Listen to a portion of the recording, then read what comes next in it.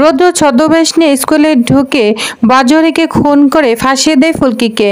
হ্যাঁ ভিউয়ার্স, 70 দেখা যাবে আজকের পর্বে। বিস্তারিত জানতে ভিডিওতে একটি লাইক দিয়ে পুরো ভিডিওটি দেখতে থাকুন। গল্পের শুরুতে আমরা দেখতে পাবো রাজমহলে চিঠিতে একদম ভরে গিয়েছে, একদম চিঠির পাহাড় হয়ে গিয়েছে। তখন ফুলকি, ধানু, তমাল সবাই ওইখানে দাঁড়িয়ে আছে। রোহিত ওইখানে চলে আসে। রোহিত এসে বলতে থাকে, কি ব্যাপার, এখানে কি হচ্ছে? তখন তমাল বলতে থাকে, এই যে চিঠির পাহাড়, সবাই সকালের সমস্যার কথা জানিয়েছে, কেমন আছে রাজমহল প্রকল্প। তখন আদিত্য বলে, কোনোদিনও ভাবিনি আমার মায়ের আমলের মানুষজন এত কষ্ট ছিল, সবসময় মনে হয়েছে রাজমহলের মানুষজন অনেক সুখে আছে। তখন ফুলকি বলে, ও আদিত্য দা, তুমি মন খারাপ কেন করছো বলো তো? তুমি তো কিছু করনি। আর তাছাড়া রাজমহলের লোকজনই তো নিজেরাই তো এসব ভাবতো, আমরা তো রীতিমতো তাদেরকে খোঁচা মেরে তাদের পেট থেকে কথাগুলো বের করেছি। তখন ফুলকি বলে, আচ্ছা এবার আমরা চিঠিগুলো পড়ি, হাত লাগাই, তাহলেই তো সবকিছু বোঝা যাবে। তারপর এক এক করে সবাই নিজেদের হাতে চিঠিগুলো নিতে থাকে। এদিকে ফুলকি হঠাৎ করে চোখ পড়ে ফুলকির হাতের দিকে। ফুলকি খুব সুন্দর করে কাঁচের চুড়ি পরেছে। তখন রোহিত বলে, বাবা আবার কাঁচের চুড়ি পরা হচ্ছে? ভাঙলে নিজেরও চোট লাগবে এবং ভাঙলে তো নিজেরও চোট লাগবে এবং বাকিদেরও চোট লাগবে। তখন ফুলকি বলে, হ্যাঁ স্যার পরেছি, আমাকে খুব সুন্দর লাগছে না? এটা বলে ফুলকি হাসতে থাকে। আর তখন বলে, দেখো চিঠিতে কি লিখেছে। তখন ফুলকি চিঠি পড়তে থাকে। আর রোহিত বলে, মেয়েটার না একটু বাচ্চা স্বভাব গেল না। তখন ফুলকি বলে, এতে লেখা আছে সারাদিন কাজ করার পর যা টাকা পাই তাদের দুবেলা খাবারও জুটে না। আদিত্য বলে, আমার চিঠিতে একটা অদ্ভুত কথা লেখা আছে, রাজমহলের বড় কোনো কারখানা কি হবে না? সকলকে রাজমহল ছেড়ে চলে যেতে হচ্ছে। আর তখন ধানু বলে, আমার চিঠিতে রাস্তাঘাট নিয়ে লেখা আছে, রাজমহলের রাস্তাঘাট ঠিক নেই। তখন তমাল বলে, আমার চিঠিতে লেখা আছে রাজমহলের জঙ্গলের দিকে কোনো একটা জায়গা চোরা কারবারি হয়। পিয়ালের চিঠিতে লেখা আছে জাঙ্গলি নদীর তীরে একটা ব্রিজ হলে ভালো হয়, যাতায়াতের সুবিধা হয়। তখন ধানু বলতে থাকে, আমার চিঠিতে একটা বাচ্চা চিঠি লিখেছে, সেটা হচ্ছে তার দাবি পরীক্ষা বন্ধ করা হোক, সে আর পড়বে না, সে খেলবে। বোঝো কাণ্ড। এটা বলে হাসতে থাকে। বোধহয় বাচ্চাটা না মাকে ডিমান্ড করছে। তখন রোহিত বলে, এটা ঠিক বলেছে, বাচ্চারা কি লেখাপড়া করে মরে যাবে নাকি? খেলাটাও তো ইম্পর্টেন্ট রয়েছে। এদিকে ফুলকি আরেকটা চিঠি তুলে। ফুলকি তখন তার চিঠিতে পড়তে থাকে, স্কুলের খাবার আর ভালো লাগছে না, পচা খাবার। কিন্তু কেন? তখন লাবু বলে, এরকম তো নবগঞ্জ হয়েছে, এখন তো বন্ধ হয়েছে। একটা কথা, তুমি একটু ভালো করে ভেবে দেখো তো, এতগুলো মানুষের এত ধরনের সমস্যা তুমি একা কিভাবে সলভ করবে ফুলকি? আমি বলছি কি, রাজনীতির মধ্যে না থাকলে, তোমার হাতে যদি পাওয়ার না থাকে, তাহলে তুমি মানুষের উপকার কি করে করবে বলো তো ফুলকি? আমি বলছি সুনন্দা দিদি যে প্রপোজটা দিচ্ছে না, তুমি একটা ভেবে দেখো। তখন রোহিত বলে, মানে তুই কি রাজনীতিতে যোগ দেওয়ার কথা বলছিস? আদিত্য তখন বলে, রোহিত দা তুমি একদম ঠিক বলেছ, মার হাতে ক্ষমতা ছিল কারণ মা এখানকার নির্বাচিত এমএলএ ছিল। ফুলকি কিন্তু চাইলেও একটা লেভেলের পর কিছু করে উঠতে পারবে না।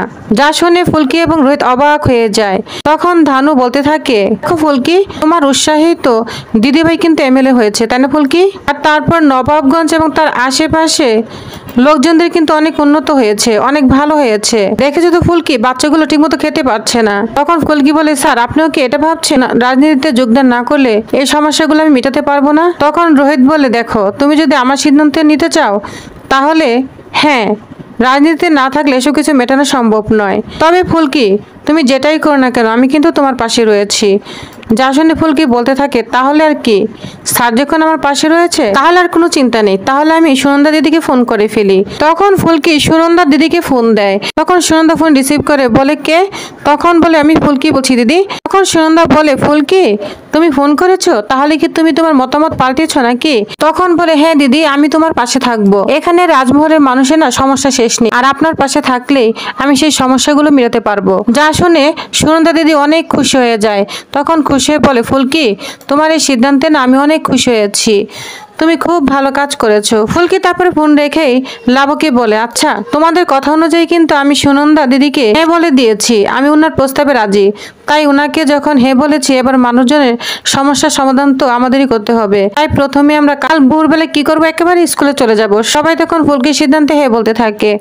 পরের দিন সকালে ফুলকিরা সবাই সেই স্কুলে চলে যায়। এদিকে স্কুলের টিচাররা তো ফুলকিদের দেখে বলছে, এরা রাজমহলের লোক না? তখন হেডমাস্টার আদি ফুলকিকে দেখে বলে, আপনারা এসেছেন?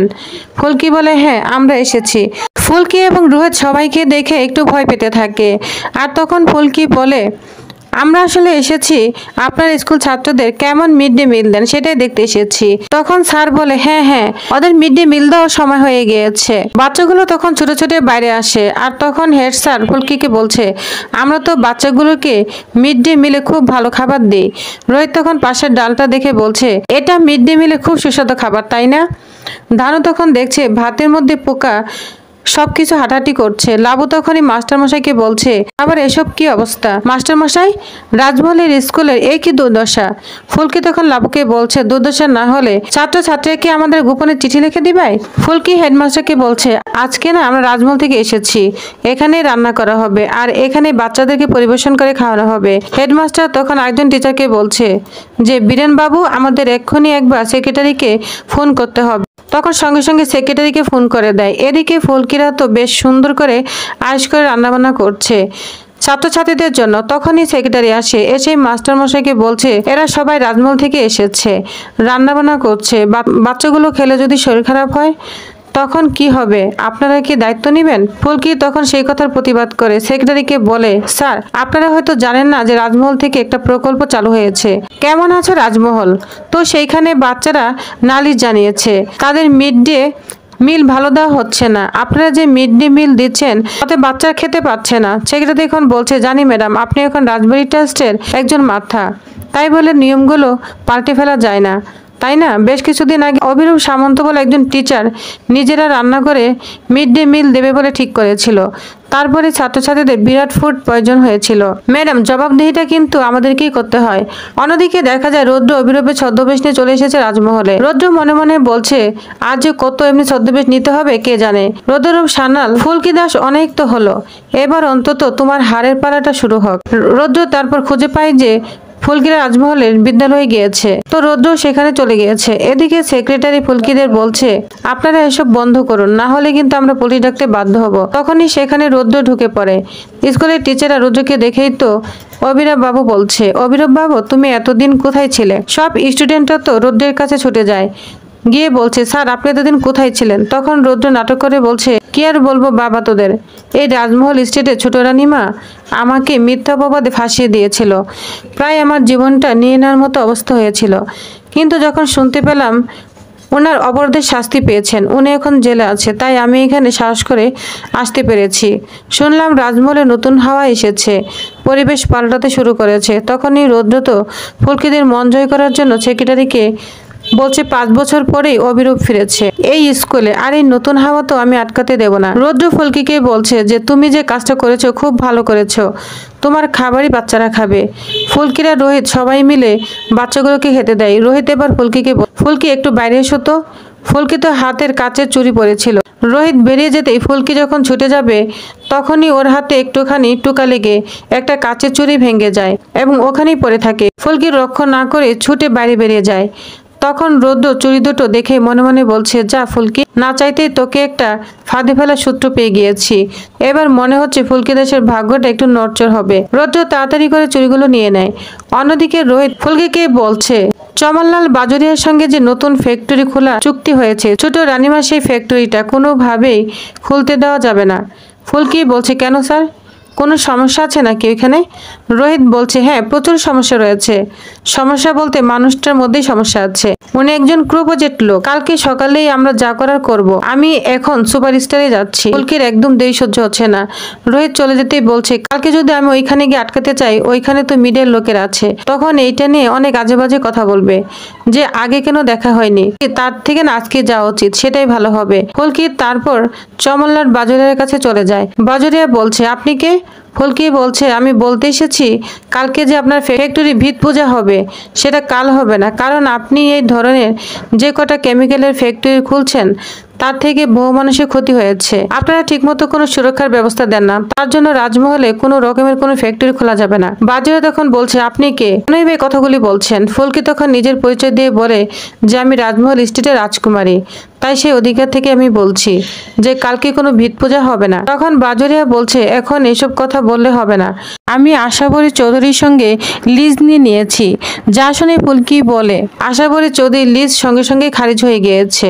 বাজরিয়ার লোকজন তখন তার কানে কানে কিছু একটা বলতে থাকে, তো কিছু বলেই ওইখান থেকে চলে যায়। বাজরিয়া তখন ফুলকিকে বলছে ঠিক আছে ম্যাডাম, আমার ভুল হয়ে গিয়েছে, এখন তো আশাবরী ম্যাডাম আমাদের এই কাজের মধ্যে নেই, তাই আপনাকে বলছি ওনাকে তো আমি টাকা দিয়েছি, আমিও আপনাকে টাকা দিব, 50 লক্ষ টাকা দিব।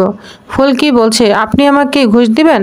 শুনুন, আমার কাছে না টাকার থেকেও বেশি ইম্পর্টেন্ট হলো এই রাজমহলের লোক, আর আপনি আমাকে ঘুষ দিবেন? আপনি কি আমাকে আশাবরী ম্যাডামের মতো ভেবেছেন? যদি ভেবে থাকেন তাহলে ভুল করবেন, আমি কিন্তু ওনার মতো নই। আরেকবার যদি ঘুষ দেওয়ার কথা বলছেন না তাহলে একবারে ঘুষি মেরে নাক ফাটিয়ে দিব আপনার। এই বলে নাকের কাছে ঘুষি নিয়ে যায় ফুলকি, যা দেখে তো অনেক ভয় পেয়ে যায় বাজরিয়া। তখন ফুলকি বলে শুনুন, লাস্টবারের মতো বলে দিচ্ছি, কালকের মধ্যে যদি আপনি রাজমহল থেকে না চলে যান না তাহলে আমার থেকে খারাপ কেউ হবে না। যা শুনে অবাক হয়ে যায় বাজরিয়া। এটা বলে ফুলকি চলে যায়। তখনই দেখা যায় বাজুয়ার একদম খুন হয়ে পড়ে রয়েছে। তখনই ওইখানে বাজরিয়ার একজন লোক আসে, যা দেখে তো সে অবাক হয়ে তাকিয়ে থাকে এবং বাজারের কাছে পড়ে রয়েছে ফুলকি সেই চুড়ি দুটো। তো প্রিয় পেস, তাহলে আপনাদের কি মনে হয় এই বাজরিয়াকে কে খুন করেছে? ফুলকি? এই ছদ্মবেশী রৌদ্র কি তাহলে ফুলকিকে ফাঁসাতে চলেছে? তো কি হতে চলেছে নেক্সট আকর্ষণীয় পর্বে? তো জানতে অবশ্য আমার সাথেই থাকুন। ধন্যবাদ।